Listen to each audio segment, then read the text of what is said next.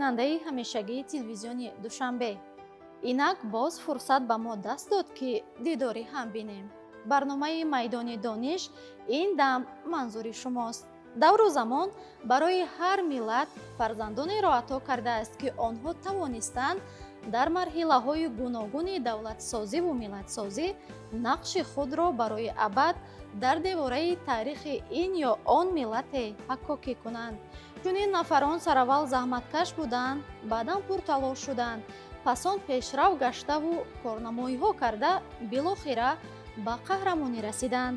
саҳифаҳои таърихи миллати тоҷик аз чунин чеҳраҳои мондагор орӣ нест. дар баробари даҳову садҳо чунин чеҳраи хидматгузор ба миллат метавон бобоҷон ғафуров қаҳрамони миллатро рӯшан дид. ин сиёсатмадор донишманд ва олими тавонои таърихшинос тавонист ки давоми умри пурбори худ чангҳои таърихро аз рӯи сарнавишти миллати тоҷик пок карда тоҷиконро тақдими ин миллати кӯҳантабор кунад. бинандаи гиромӣ, барномаи навбатӣ майдони дониш фарогири мавзуот аз китоби тоҷикони бобоҷон ғафуров хоҳад буд ва иштирокчиёни мо намояндагони касбу кори гуногун ҳастанд. марҳамат, ба ҷойҳои худ гузаред.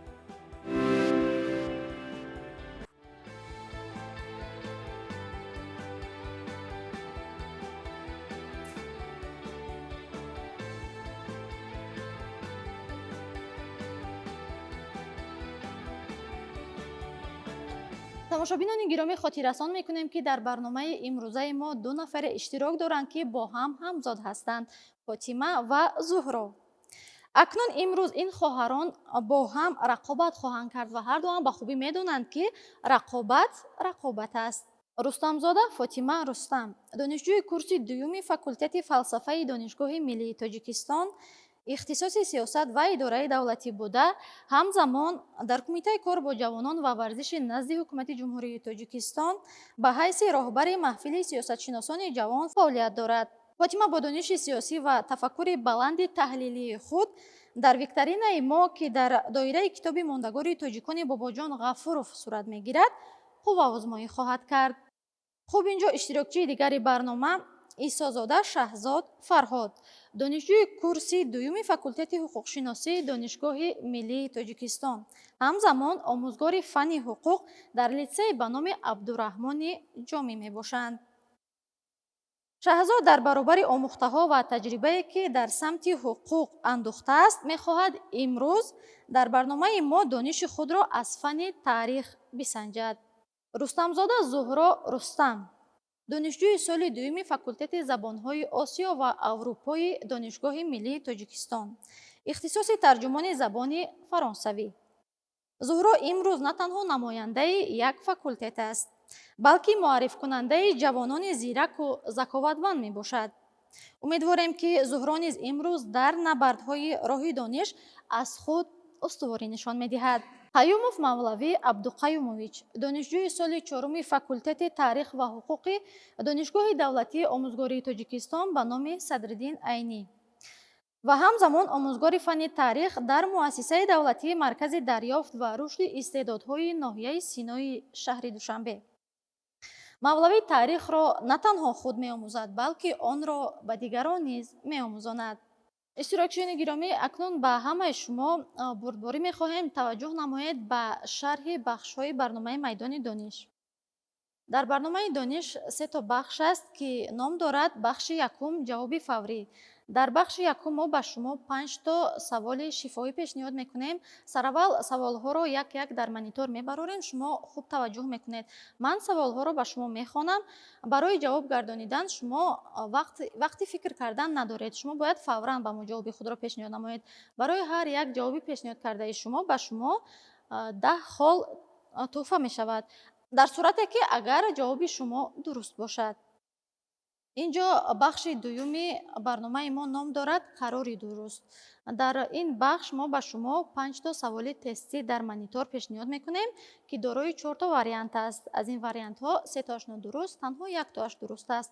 шумо бояд ба қарори дуруст омада ана ҳамон варианти дурустро ба мо пешниҳод намоед. бо пешниҳод кардани ҷавобҳои дуруст ба ҳар як ҷавоб шумо соҳиби 20 хол мегардед. бахши сеюми мо ном дорад натиҷа. дар ин бахш мо ба шумо танҳо якто саволи шифоӣ пешниҳод мекунем, ки ин саволро низ мо дар монитор мебарорем. ин савол каме мушкилтар мегардад, чун ин савол ва бахши ҳалкунандаи барномаи майдони дониш аст. агар шумо пурра ҳамаи ана ҳамин саволҳои моро дуруст ҷавоб додед, шумо ғолиби барномаи майдони дониш мегардед. ҳар нафаре ки ғолиби барномаи майдони дониш мегардад, аз ҷониби муассисаи давлатии телевизиони Душанбе бо сертификат ва тӯҳфаҳои пулӣ қадрдонӣ мегарданд. инҷо таваҷҷӯҳ намоед ба бахши аввали барномаи майдони дониш. шумо омода ҳастед, ки мо бахшро оғоз кунем? пас таваҷҷӯҳ намоед ба монитор ба саволи якум. бобоҷон ғафуров таърихи халқи тоҷикро дар пояи консепсияи мукаммали илмӣ таҳқиқ карда аз кадом маводҳо истифода кардааст? мавлавӣ, шумо омода ҳастед? пас ҷавоби шуморо мешунавем. бобоҷон ғафуров, читавре ки медонем, яке аз олимон ва арбоби барҷастаи сиёсию давлатӣ ба ҳисоб меравад, ки мувофиқи маълумотҳое ки мо ба даст овардаем, дар таълифи шоҳасари безаволи худ ки ном дорад тоҷикони бобоҷон ғафуров, зиёда аз 2000 сарчашмаҳо истифода бурдааст. аниқтараш 1904 сарчашма ва махазҳоро истифода бурдааст, ки 347 тои онро асарҳои хориҷӣ ташкил метиҳанд ва 85 тои онро бошад асарҳои муаррихон ва асарҳои таърихӣ, аз он ҷумла асарҳои падари таърих ки ном дорад асарҳои Ҳеродот, китобҳои пурарзиш, ведҳо, авесто, асарҳои Ктеси ва дигар муаррихон истифода бурдааст. ва метавон гуфт, ки китоби фундаменталӣ ва муаррифкунандаи халқи тоҷик ки ном дорад тоҷикони бобоҷон ғафуров, зиёда аз 2000 сарчашмаҳои таърихӣ ва илмӣ истифода бурда шудааст. шумо ҷавоб надоред? ба ҳамин гуфтаҳои мавлавӣ мутаассифона мо наметавонем ин ҷавоби шуморо қабул кунем, чунки шумо бояд фикрҳои худатонро, ҷавоби худатонро дошта бошед. яъне инҷо танҳо ба ин саволи мо мавлавӣ тавонистанд ҷавоби худро пешниҳод намоянд. ва инҷо мо мебинем, ки ҷавоби пешниҳод кардаи шумо то чӣ андоза ба ҷавоби дурусти мо мутобиқат мекунад. инак таваҷҷӯҳ намоед ба монитор, то ин ки ҷавоби дурустро дар монитор барорем. бобоҷон ғафуров аз маводи фаровони таърихӣ, этнографӣ, лингвистӣ, бостоншиносӣ ва мадраку манбаъҳои зиёд истифода намудааст. акнун инҷо ба довар вогузор мекунем, ки то кадом андоза ҷавоби шумо ба ҷавоби дурусти монитор мутобиқат мекунад ва ана ҳамон холи мувофиқро ба шумо тӯҳфа мекунанд. инҷо таваҷҷӯҳ намоед ба саволи дуюми бахши аввал. таваҷҷӯҳ мекунем ба монитор. академик бобоҷон ғафуров дар китоби тоҷикон таърихи халқи моро аз кадом давра то ба кадом аср таҳқиқ кардааст? инҷо боз мавлавӣ ҷавоби худро доранд. шаҳзод низ ҷавоби худро дорад, вале мавлавӣ аввал шуда даст бардошт. инҷо аввал мавлавиро мепурсем, пас он шаҳзодро. шумо мавлавӣ. вақте ки мо китоби бобоҷон ғафуровро тафсир мекунем, яъне даврабандӣ мекунем, ки кадом давраҳои таърихиро дар бар мегирад, мо аввалан бояд аз таърихи он бархурдор бошем, ки он кай ба нашр расидааст. китоби таърихӣ ва фундаменталии бобоҷон ғафуров соли 1972 дар нашриёти наука дар шаҳри Москва бо теъдоди 10,000 нусха ба чоп расид, ки он аз ҷамъияти ибтидоӣ, яъне аз сохти пайдоиши инсоният даврабандӣ карда шуда то соли 1917ро дар бар мегирад. ва агар мо онро тақсимот кунем, он аз 6 фасли иборат мебошад китоби тоҷикони бобоҷон ғафуров ва ҳар як фасли он даврабандӣ карда шудааст, ки ҳар як даврабандии он асрҳоро дар бар мегирад. хулоса метавон гуфт, ки китоби тоҷикони бобоҷон ғафуров аз давраи пайдоиши инсоният, яъне аз пайдоиши сохти ҷамъияти ибтидоӣ то соли 1917ро дар бар мегирад. ҷавоби шумо? чӣ хеле ки ба мо маълум аст, китоби тоҷикони бобоҷон ғафуров аввалин бор соли 1972 дар Москва ба чоп расидааст. ин аз замони пайдоиши сохти ҷомеаи ибтидоӣ ва то соли 1917ро дар бар мегирад, ки агар мо даврабандӣ кунем ба давраи қадимтарин, давраи қадим ва асрҳои миёнаро дар бар мегирад. фотима ва зуҳро, шумо ҷавоб надоред? мутаассифона ҷавоб надоред. илова кардан мехоҳед мавлавӣ? اگر ما توانیم همون دوره‌بندی اون رو به عصرها تقسیم بندی کنیم میتوان فصل یکمی اون گفتیم ما در بالا ذکر کردیم که از 6 فصل عبارت است. مثال اگر فصل یکمی اون رو گیریم از جمعیت ابتدایی تا عصرهای 4 پیش از میلاد رو در بر میگیرد، یعنی تا پیدایش در اولین دولت ها رو. بعدا فصل دومی اون باشد از دولت هخامنشیان شروع میگه تا عصرهای 4 میلادی، یعنی تا پیدایش در دولت‌های ساسانیان و هیتولیان رو در بر میگیره. و بعدا باشد فصل سومی اون باشد از عصرهای 4 تا عصرهای 7 8 رو در بر میگیره، یعنی تا دولت‌های سامانیان و صفوریان. و خلاصه هم خیلی دوره‌بندی کرده تا از سال 1917 رفته میرسد. یکی از اثرهای بنیادی و فوندامنتالی به حساب میاد که این اثر توانست خلق تاجیک را در درازای تاریخ مخصوصا در دوره اتحاد شوروی یعنی معرفی کرده باشد. یعنی جوابی هر دو شما از کدام دوره تا به کدام عصر؟ اگر نام پوره اون رو گیریم روی محترم، نام پوره مکمل کتاب تاجیکان را این نام دارد تاریخ قدیم عصرهای میانه و نو. نام مکمل اون یعنی دوره‌بندی که باباجان غفورов این رو دوره‌بندی نموده است. بس توجه نمایید به مانیتور تا اینکه جواب رو ببینید.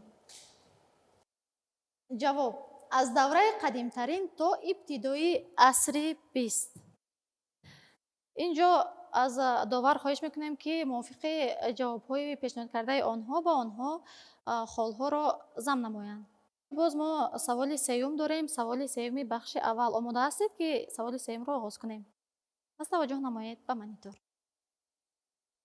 فصل اول کتاب تاجیکان از تحقیق ساخت جامعه ابتدایی و زوال آن در سرزمین آسیای میانه اختصاص یافته، مؤلف در این فصل دایر به چیها معلومات داده است.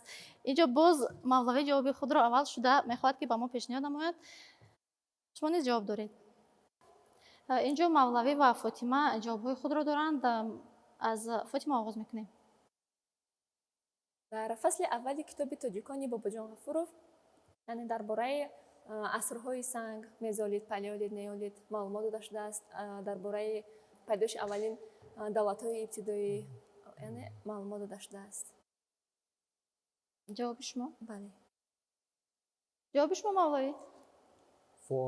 فصل اول کتاب تاجیکان باباجان غفورov چطوری که در بالا نیز قید نموده بودیم این از همان جمعیت ابتدایی یعنی از ساخت جمعیت ابتدایی شروع می‌گردد، یعنی از دوره پیدایش اصل سنگ که جمعیت ابتدایی همون اصل سنگ رو در بر میگیرد که اصل سنگ از سه دوره عبارت میباشد که اون نام دارد پلیولیت، مزولیت، نیولیت و در نوبت خود باز پلیولیت به سه دوره تقسیم می شود که پلیولیت پایینی، میانه و بالایی. و در مجموع گیریم فصل اول کتاب تاجیکان باباجان غفورov از همان دوره پیدایش اصل سنگ و انسانیت شروع شده تا دوره هخامنشیان و در مجموع اولین پیدایش در این دولت‌ها مخصوصا دولت‌های اولین دولت‌هایی که در آسیای میانه پیدا شدند که اینها نام داشتند سوغد و باختر، خوارزم درباره آنها معلومات می‌دهد و مخصوصا درباره یادگاری‌هایی که از عصر سنگ باقی ماندند. مخصوصا اون در جمهوری تاجیکستان رو اگر بگیریم که یادگاری‌های خیلی زیاد ما داریم که ما آنها را دوره به دوره در زمان استقلالت آنها را کشف نمودیم و آنها را در جامعه جهانی پیشنهاد نمودیم که این معرفی کننده خلق تاجیک بود که مخصوصا اگر بگیریم یکی از یادگاری دوره اصل سنگ این نام دارد کلدره خاولین که تاریخ بیش از 1 میلیون ساله دارد که این از آن گواهی میدهد که تاریخ خلق تاجیک زیاده از 1 میلیون ساله تاریخ دارد. خلاصه میتوان گفت فصل اول کتاب تاجیکان باباجان غفورov از همون پیدایش انسانیت یعنی از اصل سنگ آغاز گردیده تا دولت هخامنشیان یعنی عصرهای 4 پیش از میلاد رو در بر میگیرد. شما جواب نداره؟ شهزاد، زهرا جواب نداره. می توانیم که جواب رو در مانیتور ببینیم.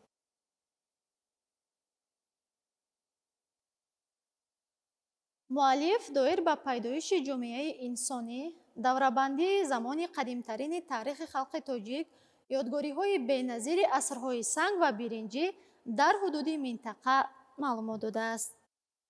پس این جواب شما را نیز ما به داور واگذار میکنیم.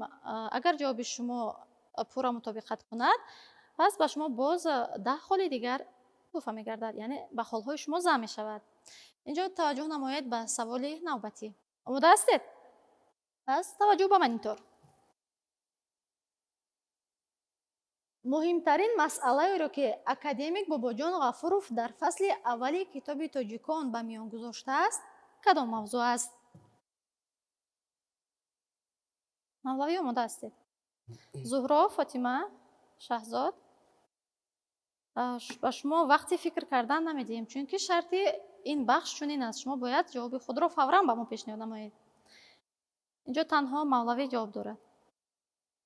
пас ҷавоби шумо. خب بتوان گفت که مسئله های مهمترینه که در کتاب تاجیکان باباجان غفورов بحث طلب هستند، یعنی مورد آموزش قرار داده شدن و اینکه به میان گذاشته شدن خیلی زیادند.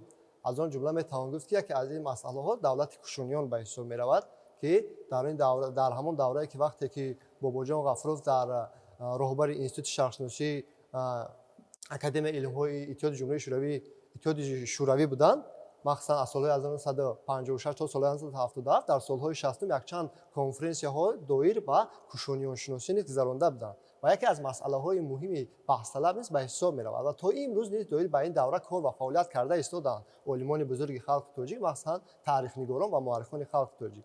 و می‌توان گفت که مسئله‌هایی که دایر به بحث طلب هستند و در فصل کتاب تاجیکان باباجان غفورov به میان گذاشته شدند که در فصل اول باشد، اگر اینها میتوانند همان یادگاری‌های تاریخی باشند که عین حال از جانب بسیاری از همان باستانشناسان یعنی آرخئولوگان ما مورد کافتکار یعنی مورد پژوهش قرار داده شدند و هر یک آنها را دوره به دوره آموخته شده آن را معین کرده ایستادند که آن به کدام دوره تاریخی علاقه‌مندی دارد و از همان دلالت میکنیم که مثال کدام دولت ما تاریخ چند هزار ساله دارد و به کدام دوره راست میآید. شاید همین به عقیده من میتوان گفت که مسئله هایی که در فصل اول گذاشته شده است همین مسئله های بالا ذکر باشند.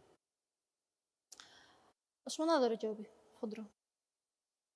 متاسفانه اینجا زهرا و فاطمه اینچنین شهزاد به این سوال جواب خود را ندارند. اینجا ما توجه میکنیم به منیتار به جواب درست. جوابی درست. موضوع عمومیت هندو آریایی ها و راه های کوچ قوم و قبایل هندو ایرانی در عهد برنجی می باشد. اشتراکچیان محترم، اینجا سوال آخرانی بخش اول است که با آمادگی شما ما سوال رو در مانیتور می براریم. می توانید با دقت به سوال گوش دهید و جواب خود را پیشنهاد نمایید. سوال آخرانی بخش اول چنین است: سید اساسی شکارچیان تشک‌تاشی چی بود که در کوهستان آسیای میانه بسیار دچار می آمد؟ اینجا شهزاد، مولوی و فاطمه جواب دارند. زهرا نیز میخواهد به ما جواب خود را پیشنهاد نماید. از زهرا آغاز میکنیم. سید اساسی شکارچیان تشک‌تاشی در کوهستان آسیای میانه این شکار کردن حیوان‌های وحشی بود، از جمله آهو. جواب شما آهو؟ بله. جواب شما فاطمه؟ با اندیشه من نیز یعنی سید اساسی شکارچیان تشک‌تاشی در آسیای میانه این شکار کردن بسیار حیوان‌های وحشی چخیلی که زورا قید کرد، آهو مثال و دیگر حیوان‌های نادر. زهرا و فاطمه با جواب‌های خود باوری دارید؟ بله. شاید ندرست باشد جواب شما و یا درست. عوض نمی‌کنید. اندیشه ماست. اندیشه شما. بله. شما شهزاد؟ سید اساسی شکارچیان تشک‌تاشی چی بود؟ شکاری حیوانات‌های وحشی با مثل آهو یا شیر میباشد. آهو یا شیر؟ شیر. شما مولوی؟ جواب‌هایی که فاطمه، زهرا و شهزاد پیشنهاد نمودند و آنها می‌خواهم یک چند جمله اضافه نموده باشم.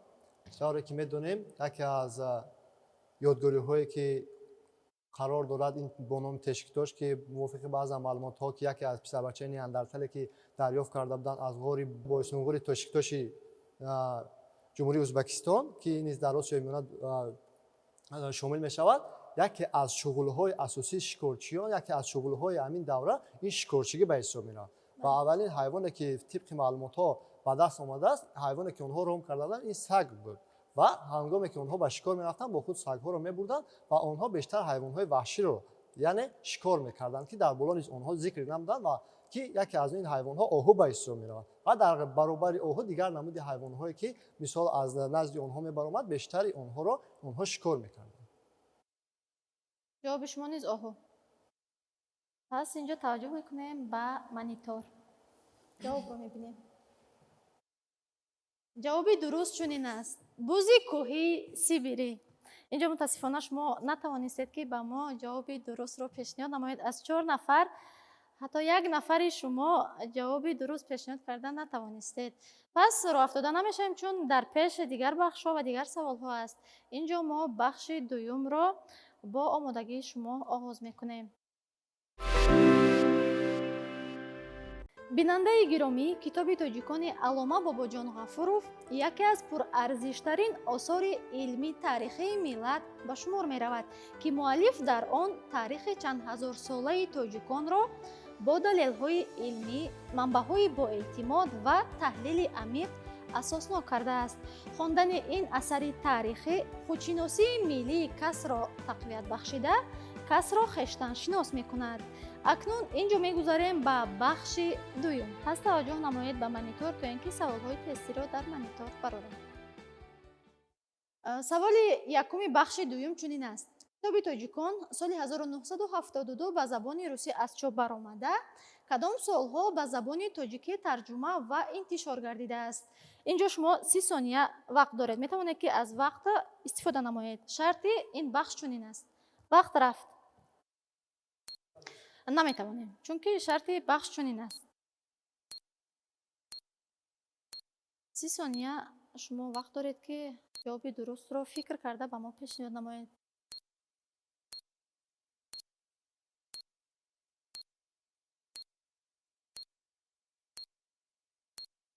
وقت الکی کم موند.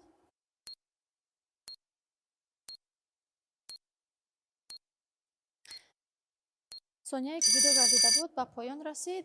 چطوری که میبینید اینجا همه شما جواب خود رو دارید. اینجا از زهرا میخوایم که آغاز کنیم. سالهای 1983 و 1985. جواب شما واریانت ب سالهای 1983 و 1985. شما شهزاد؟ 1983 1985. مولوی؟ شما؟ خب جواب‌هایی که شهزاد و زهرا پیشنهاد نمودند کاملا جواب درست است. چطوری که ما از تاریخ برخوردار هستیم، کتاب علامه باباجان غفورov سال 1972 در نشریات نوکا در شهر مسکو با تعداد 10,000 نسخه به چاپ رسید. هرچند باباجان غفورov می‌خواست در زندگی این اثر بی‌زوال خود را با زبان تاجیکی از با نشر بیند، اما اون با او وفا نمی‌کند. 12 ایول سال 1977 باباجان غفورov از عالم چشم می‌پوشد و همین طور سال 1983 جلد یکم آن و سال 1985 جلد دوم آن زیر تحریری مورخ و تاریخ‌نگار جمهوری تاجیکستان احرار مختاروف یعنی به نشر می‌رسد و یکی از کتاب‌های سرخوانده‌ترین به حساب می‌رفت. این بود که سال 1977 با طلب زیادی مردم ژاپن در ژاپن نشر می‌شود و سال 1978 باشد در لهستان با زبان پولیاکی نشر می‌گردد و همین طور دوره به دوره با زبان‌های دیگر در شهرهای بزرگ از آن جمله در شهر فرانسه، در شهر تهران، در شهر مسکو، در شهر ازبکستان و دیگر شهرهای گرد اطراف ما کتابی بی‌زوال تاجیکان باباجان غفورov را با زبان‌های گوناگون ترجمه کردند و جواب من با جواب اینها هم ردیف بوده. سال 1983 و 1985 به حساب می‌رود. شما فاطمه؟ واقعا جواب‌های زهرا، شهزاد و مولوی کاملا درست است. اندیشه من نیز کتاب تاجیکان باباجان غفورov سالهای 1983 و 85 با زبان تاجیک ترجمه کرده است. یعنی همه شما با جواب‌های خود کاملا باور دارید؟ بله بله. اینجا اول با مانیتور می‌نگریم تا اینکه ببینیم تا کدام اندازه جواب شما درست است. جواب درست واریانت ب سالهای 1983 و 1985. اینجا زهرا اولین شده به ما جواب درست را پیشنهاد نمودند. با زیرکی زهرا ما می توانیم که 10 بال دیگر به خالهای گرفته زهرا ضم نماییم، چون که زیرکی را نیز ما در این بخش ها به نظر می گیریم و به هر یک شما نیز ما 10 خالی دیگر تحفه می کنیم. مبارک باشد. اما با زهرا 10 خالی زیادتی ضم می کنیم. از داور خواهش میکنیم که فراموش نسازند خالها را شماریدن را، چون که شماریدن هر یک خال برای غالب گشتن اشتراکچیان به نهایت مهم است. آماده هستید که ما سوال دوم را آغاز کنیم؟ پس توجه نمایید به مانیتور. سوال دوم بخش دوم. سالهای 1969 1970 چند طبقه مسکونی کشف شدند. مکان واقع گردیده آنها کجا بود؟ وقت رفت.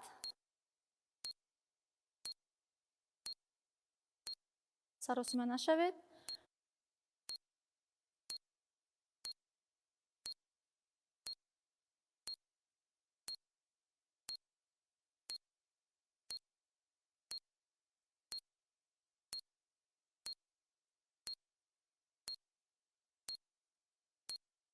инҷо вақт ба анҷом расид. шаҳзод, шумо ҷавоби худро доред? аввалин шуда даст бардоштед. шуморо мешунавем. ҷавоби ман ба ҷавобам пурра бовария дорам, вале ҷавоби ман тақрибан бошгоҳи Шуғнов ва болооби Яхсу мебошад. Бошгоҳи Шуғнов дар Шуғнови имрӯза ҷойгир аст, болооби Яхсу бошад ба фикри ман дар Ховалин ҷойгир мебошад. шумо ба ҷавоби худ пурра боварӣ надоред? Тахминан гуфтед. Тахминан пас мавлавиро мешунавем. ҷавобе ки шаҳзод пешниҳод намуданд ман онро низ дастгирӣ менамоям, чунки бошгоҳи Шуғнов низ яке аз ёдгориҳои давраи таърихии мо ба ҳисоб меравад ва мувофиқи маълумотҳо он дар қисме аз Шуғнов ё ин ки дар ноҳияи Ховалин низ ҷойгир аст ва болооби Яхсу бошад, ҳамчун Ёхсу ё ин ки дарёи Аму гуфта метавонанд, дар номҳои пешина Оксу мегуфтанд ва тибқи ҷавобе ки ман мехоҳам пешниҳод намудам, ин ҷавоби варианти Г, яъне бошгоҳи Шуғнов ва болооби Яхсу ба ҳисоб меравад.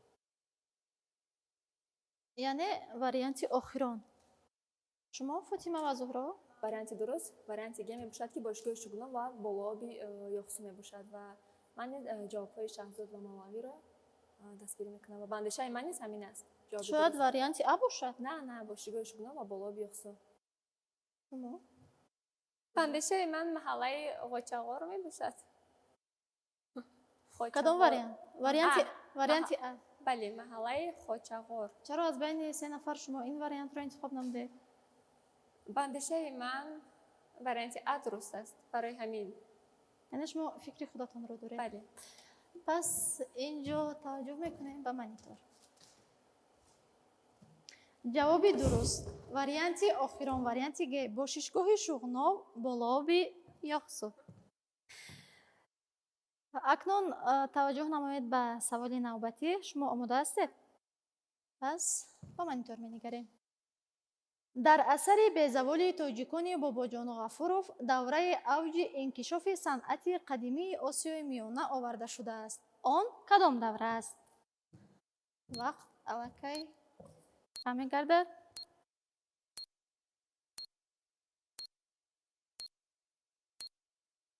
саросима нашавед, чунки ҳар як саросимагии шумо метавонад ба мо ҷавоби нодурустро пешниҳод намояд. 13 сонияи дигар вақт ҳаст. 10, 9, 8.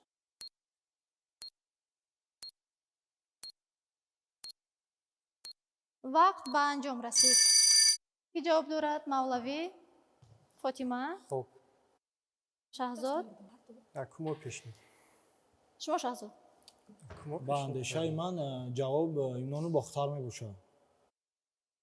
Юнону бохтар, варианти Б. бале. ҷавоби шумо? ба андешаи ман низ ин ҷавоби дуруст варианти Б аст, яъне дар давраи амн ва Юнону бухтар. Юнону бохтар. шояд варианти В бошад ва ё Г. Не, варианти Б Юнону бухтар. Қадимӣ. ҷавоби худро иваз намекунед? Не. шояд нодуруст бошад. Не. Юнону бухтар буд. пас шумо дар қарори баровардаи худ устувор ҳастед. Юнон бохтар. Зуҳро шумо? ба андешаи ман низ Юнону бухтар мебошад. ҷавоби шумо низ Юнону бохтар. бале. шояд Сомониён бошад. фикратонро иваз намекунед? на. пас Мавлавиро инҷо мешунавем. خب چطوره که میدونیم باباجان غفورов давраи авҷи инкишофи санъати қадимии Осиёи Миёнаро гуфтааст. дар инҷо мо наметавонем давлати Сомониён гӯем. чаро? чунки дар инҷо Сомониён давраи асри миёнагӣ ба ҳисоб меравад ва дар инҷо санъати қадима мегӯяд. дар инҷо қадима метавонад ба эҳтимоли зиёд Юнони бохтар ё ин ки давраи кушониён ба ҳисоб равад ва ба ақидаи ман низ Юнони бохтар наздикӣ дорад ва ба андешаи ман ин кушониён мебошад. ҷавоби ниҳоии шумо? кушониён. кушониён. Юнону бохтар на. фикратонро иваз намекунед? шояд Юнону бохтар бошад. не кушониён. пас таваҷҷӯҳ менамоем ба монитор ба ҷавоби дуруст. ҷавоби дуруст кушониён. инҷо Мавлавӣ ба мо ҷавоби комилан дурустро пешниҳод намуданд ва соҳиби 20 хол гардиданд, чун мувофиқи шарти ин бахши барнома ҳар як ҷавоби дуруст дорои 20 хол аст. Иштирокчӣ метавонад соҳиби 20 хол гардад. акнун инҷо мегузарем ба саволи навбатӣ. таваҷҷӯҳ намоед ба монитор. саволи чоруми бахши дуюм чунин аст.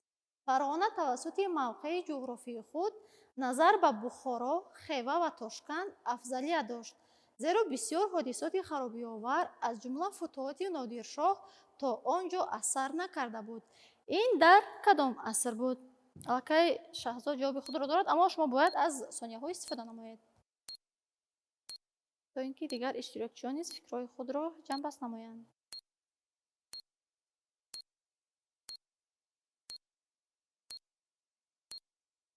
14 сонияи дигар ҳаст.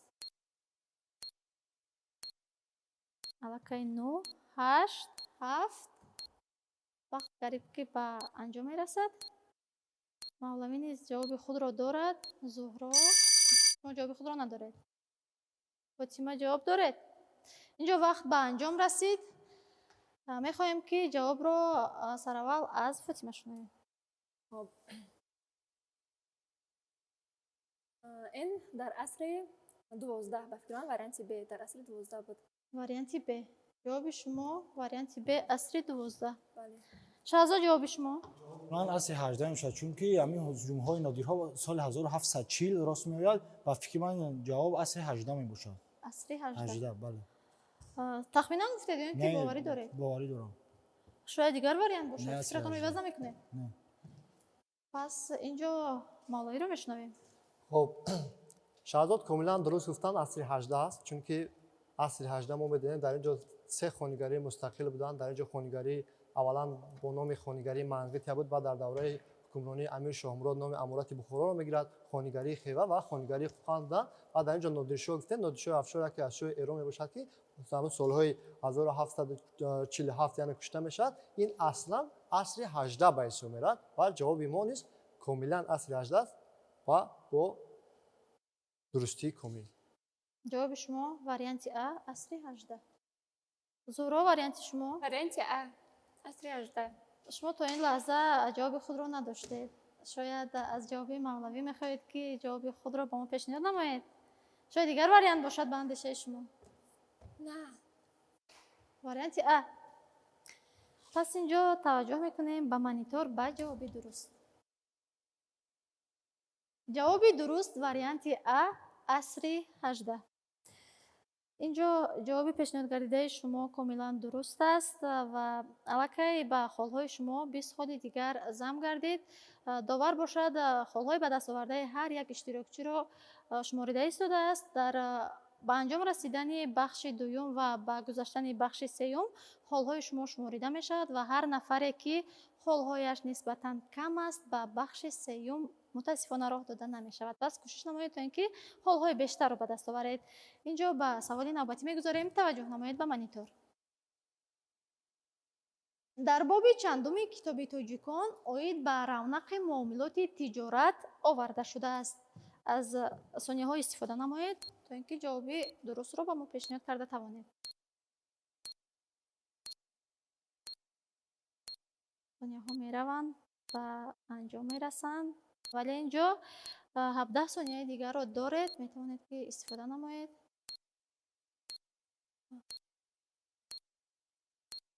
9, 8, 7, 6, 5, 4. аллакай вақт ба анҷом расид. инҷо зуҳро аввалин шуда даст бардоштанд, баъдан фотима, шаҳзод ва мавлавӣ. ҷавоби зуҳро. дар боби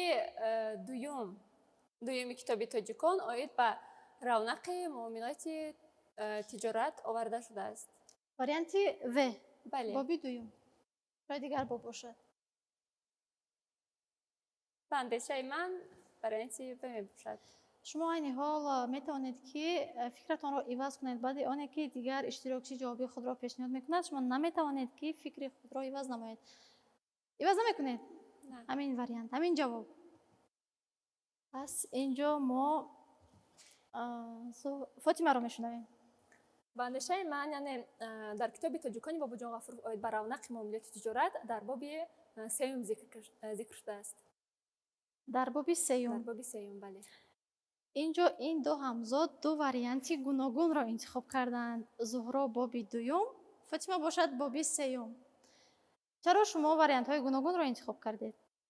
Хоб, андешаи мо гуногун аст. Шумо дар рақобат ҳастед, фаромӯш Бале, дар насозед. рақобатем албатта.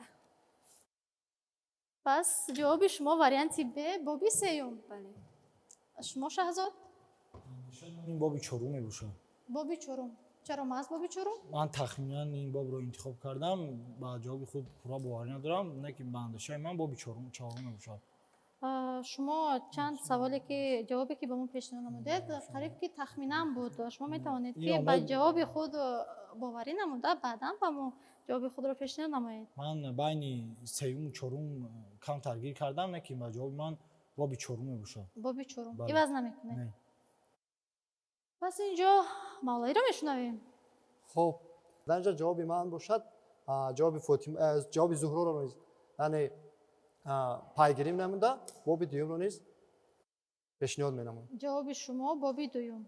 бале таваҷҷӯҳ мекунем ба монитор ва ҷавоби дуруст. инҷо ҷавоби дуруст боби сеюм аст ки Фотима тавонистанд ба мо ҷавоби дурустро пешниҳод намоянд ва соҳиби 20 хол гарданд. мутаассифона боқимонда ҷавобҳое ки шумо ба мо пешниҳод намудед пурра нодуруст буд ва роҳат вода намешавем, чунки дигар саволҳо низ моро дар пеш интизор аст. тамошобинони иззатманд ва иштирокчиёни муҳтарам, инҷо холҳои ба дастовардаи ҳар яки шуморо шуморида дар монитор мебарорем. ҳар он нафаре ки чӣ тавре ки гуфтем холҳои нисбатан камро ба даст овардааст, мутаассифона ба бахши сеюм роҳ намеёбад. инҷо таваҷҷӯҳ намоед ба холҳои ба дастовардаи шумо. инҷо Фотима, Рустамзода Фотима бо ба даст овардани 30 хол аз бахши якум то бахши дуюм шумо соҳиби 30 хол гаштед. ва бо ба даст овардани 30 хол мо шуморо бо бахши сеюм роҳ дода наметавонем, чунки ин талаботи барнома аст.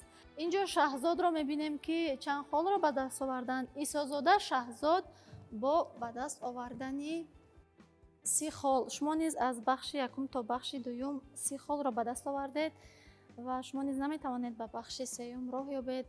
инҷо Зуҳроро холҳои ба даст овардаашро мебинем. Рустамзода Зуҳро бо ба даст овардани 20 хол аз бахши якум то бахши дуюм шумо 20 холро ба даст овардед ва шумо низ натавонистед ки ба бахши сеюми барномаи майдони дониш роҳ ёбед. инҷо мебинем ки Мавлавӣ соҳиби чанд хол гардиданд. Қаюмов Мавлавӣ аз бахши якум то бахши дуюм 100 холро ба даст оварданд ва шуморо табрик мегӯем, чунки шумо тавонистед ба бахши сеюм бо ба даст овардани холҳои зиёдтар роҳ ёбед. инҷо Фотимаро барои гирифтани сертификати худ ба саҳна даъват мекунем. марҳамат. Рустамзода Фотима аз ҷониби муассисаи давлатии телевизиони Душанбе бо сертификат қадрдонӣ мегардед. марҳамат, шумо метавонед ки фикру андешаҳои худро аз иштирокатон дар барномаи майдони дониш ба мо бигӯед. албатта барномаи телевизионии майдони дониш барои мо ҷавонон бисёр ҳам барномаи олӣ аст, зеро имрӯз шахсан ман имрӯз дар барномаи телевизионии майдони дониш иштирок варзидам ва бори дигар аз таърихи гузаштаи миллати худ, яъне аз китоби тоҷикони Бобоҷон Ғафуров баҳравар гаштам ва чандин маълумотҳое ки ман намедонистам дар ин барнома огоҳ шудам ва ин барои ман бисёр ҳам як заминаи хуб буд барои оянда. роҳ афтода намегардем, чунки шумо метавонед ки ҳуқуқ доред ки дар дигар бахшҳо, дар дигар мавзӯъҳои барномаи майдони дониш боз иштирокчӣ бошед, иштирок намоед. муборак бошад. хуш омадед ба барномаи майдони дониш. инҷо акнун Шаҳзодро барои гирифтани сертификати худ даъват мекунем. марҳамат Шаҳзод. Исозода Шаҳзод низ аз ҷониби муассисаи давлатии телевизиони Душанбе бо сертификат қадрдонӣ мегардад. марҳамат. шумо низ метавонед фикрҳои худ ва таъссуроти худро аз иштирокатон дар барномаи майдони дониш ба мо ва иштирокчиён гуфта бошед. барномаи майдони дониш хеле ҳам ба ман писанд омад. ман тавонистам дониши худро қавитар созам ва ман роҳафзода нестам ки ба бахши сеюм роҳ наёфтам ва кӯшиш мекунам ки дар барномаҳои дигар иштирок карда ба бахши сеюм ёробам ва садои ҷойи аввал гардам. Саволҳое ки ба шумо пешниҳод гардид мушкил буданд? Ман дар даври аввал каме мушкилӣ кашидам ва аз ҳамин сабаб ман натавонистам ба бахши сеюм роҳ ёбам ва кӯшиш мекунам ки пайваста ба илмомӯзӣ машғул шавам ва боз дар барнома иштирок карда сазовори ҷойи аввал гардам. пас хуш омадед ба барномаи майдони дониш. Инҷо акнун Зуҳроро барои гирифтани сертификати худ даъват мекунем. Марҳамат Зуҳро. бинандаи гиромӣ, Рустамзода Зуҳро низ аз ҷониби муассисаи давлатии телевизиони Душанбе бо сертификат қадрдонӣ мегардад. Марҳамат. шумо чӣ фикр доред дар барномаи майдони дониш, дар бораи барнома аз иштирокатон? барномаи майдони дониш бисёр ҳам як барномаи ҷолиб буд. мо бисёр ҳам маълумотҳои хубро ба худ гирифтем ва бори дигар дарк намудем ки ҳар як шахс бояд аз таърихи гузаштаи худ бохабар бошад ва бисёр ҳам як барномаи ҷолиб буд барои ман. барои шумо ҷавоб гардонидан ба саволҳо душворӣ набуд? Душворӣ намекашидед? Тарс, ҳаяҷон ба шумо набуд? На. яъне шумо дар ҷавоб гардонидан ба саволҳои мо ягон тарсу ҳаяҷон надоштед? Не. пас чаро лаҳзаҳое буданд ки ба мо ҷавобҳои нодурустро пешниҳод намудед? чунки саволҳое ки ман дуруст фикр мекардам ҳамонҳоро ба шумо пешниҳод кардам. андешаи ман кадом соли ки дуруст буд пешниҳод кардам. пас набояд роҳафтода шавем, чунки дигар мавзуоте ҳаст ки мо дар нашрҳои навбатии барномаи майдони дониш интихоб мекунем ва шояд ки шумо боз тавонед дар дигар мавзӯъҳо иштирок намоед.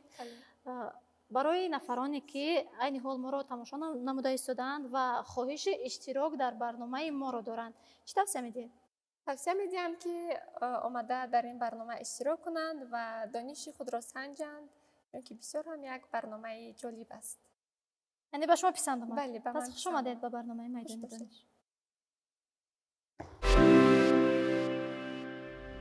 тамошобинони азиз, инҷо акнун мо бахши сеюми барномаи майдони донишро оғоз мекунем. дар ин бахш танҳо мавлавӣ тавонистанд ки бо ба даст овардани 100 хол нисбатан ба дигар иштирокчиён холи баландтар ба даст оваранду ба бахши сеюм яъне натиҷа роҳ ёбанд. пас инҷо бо омодагии шумо мавлавӣ бахши сеюмро оғоз мекунем. бахши сеюм дорои танҳо якто савол аст. шумо бо диққат ин саволро хонед, сараввал гӯш кунед, баъдан хонед, чунки ин савол саволи ҳалкунанда аст. пас таваҷҷӯҳ мекунем ба монитор. бахши сеюм саволаш чунин аст: биноҳои обод гардад хароб, зи борону аз тобиши офтоб. паяфкандам аз назм кохе баланд, ки аз боду борон наёбад газанд. бадин нома гар умрҳо бигзарад, бихонад ҳар он кас ки дорад хирад. ин мисраъҳои шеърии шоҳномаи безаволи ҳаким Абулқосим Фирдавсӣ дар кадом боб, дар кадом бахш ва дар кадом мавзӯи китоби тоҷикони Аллома Бобоҷон Ғафуров оварда шудааст? шумо метавонед ки аз 30 сония истифода намоед. ин савол каме мушкилтар аст. пас бо диққат хонед як бори дигар, баъдан ҷавоби худро ба мо пешниҳод намоед.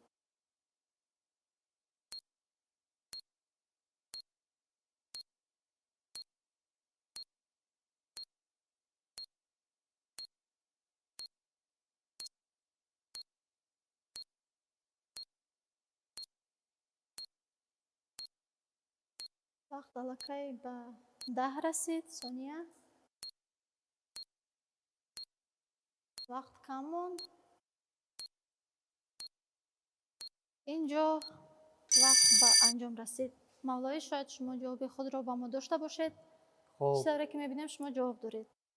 мехостам ба саволи пешниҳод намудаи даври сеюм ки инҷо омадааст ки мисраъҳои шеърие ки ба шоҳномаи безаволи Абулқосим Фирдавсӣ тааллуқ доранд дар кадом боб ё ин ки дар кадом мавзӯи китоби Аллома Бобоҷон Ғафуров оварда шудаанд. метавон қайд намоем ки шоҳнома ва китоби тоҷикони Бобоҷон Ғафуров яке аз асарҳои бунёдӣ ба ҳисоб мераванд ва ман дар ин ҷо тахмин мекунам, чунки он қадар дар хотир надорам. аниқ медонам ки дар фасли якуми китоби Бобоҷон Ғафуров, фасли якум ва дар боби дуюм дар боби дуюми он ки ва мавзӯашро метавон ба мавзӯъҳои давлатҳои пешдодиён ва кайёниён мансубият дод, чунки дар ин давра бевосита ба ҳамин шоҳнома алоқамандӣ дорад ва ман ҷавоби худро ба таври мушаххас агар гӯем пешниҳод намоям, ин метавонад ба фасли якум, ба боби дуюм ва мавзӯъҳои пешдодиён ё ин ки кайёниён мансубият дошта бошад. пас инҷо таваҷҷӯҳ мекунем ба монитор, чунки бибинем ҷавоби пешниҳод гардидаи шумо то кадом андоза ба ҷавоби монитор мутобиқат дорад. ҷавоби дуруст чунин аст: ин мисраъҳои шеърӣ дар боби дуюм бахши илм ва адабиёти халқи тоҷик асрҳои 9 ва 10 дар мавзӯи тараққиёти адабиёти бадеӣ дарҷ гардидааст. инҷо акнун ба довар вогузор мекунем ва мебинем ки то кадом андоза мавлавӣ тавонистанд холро ба даст биёранд.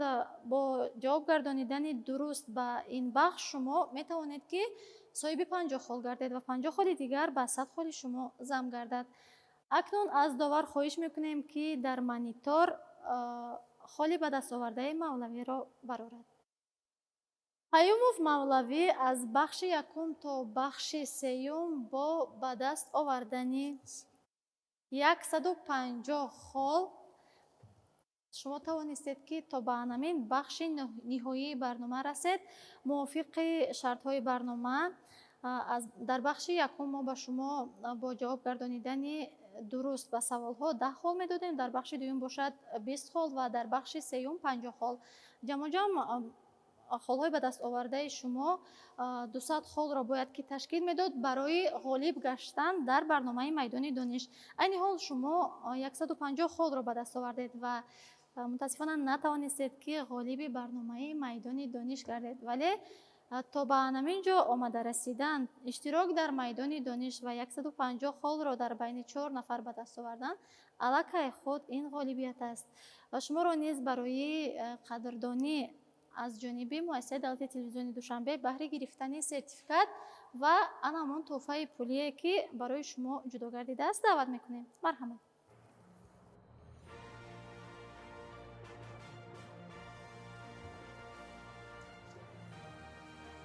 инҷо акнун тӯҳфаи паёмов мавлавиро хоҳиш мекунам ки биёранд. сертификати шумо ҳамин тӯҳфае ки аз ҷониби муассисаи давлати телевизиони Душанбе барои шумо ҷудо гардид. айни ҳол шумо чӣ гуна эҳсосот доред? мехостам эҳсосот ва таассуроти худро аз ин барномаи баланде ки ном дорад майдони дониш бо ду мисраи шеърии устоди зиндаёд Бозор Собир баён намуда бошам, ки дар васфи китоби безаволи аллома Бобоҷон Ғафуров қайд менамоянд ки тоғдони хонаи мо ҷои дастархони мост, тоғдони чашми мо ҷои китоби тоҷикон. ва вақте ки ман мавзӯъе ки дар ин барнома пешниҳод гардида буд, китоби тоҷикон аллома Бобоҷон Ғафуров, ва пеш аз ҳама арзу сипос ва самимияти беандозаи худро ба асосгузори сулҳу ваҳдати миллӣ, пешвои муаззами миллат, президенти ҷумҳурии Тоҷикистон муҳтарам Эмомалӣ Раҳмон ва раиси шаҳри Душанбе муҳтарам Рустами Эмомалӣ ва ба ҳайати роҳбарияти муассисаи давлатии телевизиони Душанбе баҳри ташкил ва ба роҳ мондани чунин барнома ки барои ҷавонони лаёқатманд ва махсусан ҷавонони боистеъдод ташкил карда шудааст ки метавонанд донишу таҷрибаи андӯхтаи худро дар ин ҷо мавриди баррасӣ қарор диҳанд. изҳори сипоси беандозаи худро баён менамоям. ва чӣ тавре ки медонем, пешвои муаззами миллат дар паёми солонаи худ ки 26 декабри соли 2019 баромад намуданд ва қайд намуда буданд ки шоҳасари безаволи устод аллома Бобоҷон Ғафуров то ҷашни 30-солагии истиқлолияти давлатии ҷумҳурии Тоҷикистон нашр карда шавад ва аз фонди захиравии президенти ҷумҳурии Тоҷикистон ба ҳар як оилаи ҷумҳурии Тоҷикистон тақдим карда шавад, ки ҳар як оилаи ҷумҳурии Тоҷикистон аз таърихи гаронбаҳои гузаштаи худ бархурдор гардад, ки ин низ бевосита бо дастгирӣ ва роҳнамоии онҳо бо теъдоди 1,600,000 нашр гардид ва ба ҳар як оилаи ҷумҳурии Тоҷикистон ва дастрас гардид, ки ин тавонист баҳри баланд бардоштани маърифати таърихии аҳолии ҷумҳурии Тоҷикистон як заминае гузошта бошад.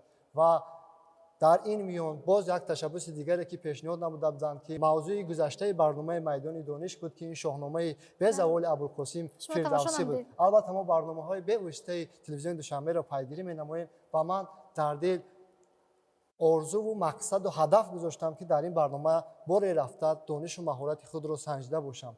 برای نفرانی که میخواهند اشتراک نمایند اما ترس و هراس دارند در اشتراک در برنامه میدان دانش، چی توصیه میدید؟ چی گفتن میخواهید؟